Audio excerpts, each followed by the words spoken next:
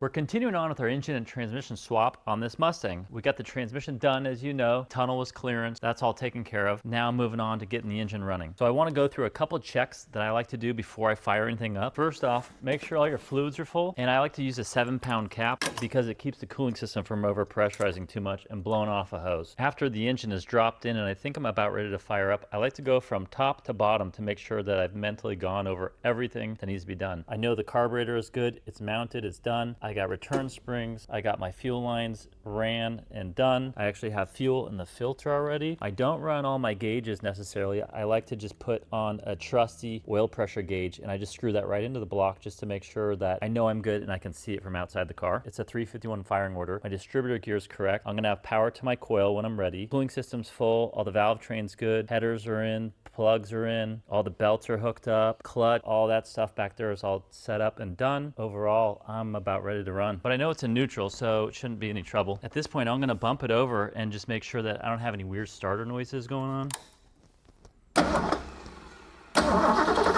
Sounds okay. Give it some ignition. Let's see what happens here. I want to make sure that I actually have power here with this switched on. All right, so I'm just checking over my ignition to make sure everything's cool. I know I got power, the distributor's hooked up. I'm grounded back here for my MSC distributor. This is ready to run, so it doesn't need a box.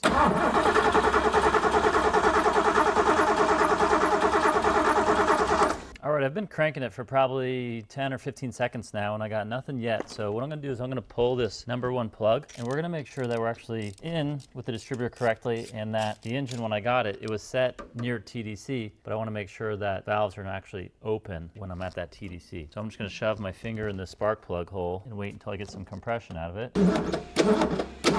Oh, there we go. Okay. All right, so check this out. Looks like the machine shop gave it to me on top dead center, but it wasn't on the compression stroke. So my distributor's 180 out. So I'm gonna put this out just one more click away from that so that it lands where I want it to. And let's drop it and check. All right, the #1 plug's back in, the distributor's in correctly. So at this point, we will see if we got any fire. Hey, a little shot of brake clean always helps. All right, we're fired up, good to go. I'll just run through some checks as I'm running this thing further. It's got a hydraulic roller cam, so I don't necessarily need to brake in the cam, but I will bring it up to RPM, maybe 2,000 or 2,500 for a little bit, just to kind of get things going and the oil slinging around. But we're all set, we're up and running.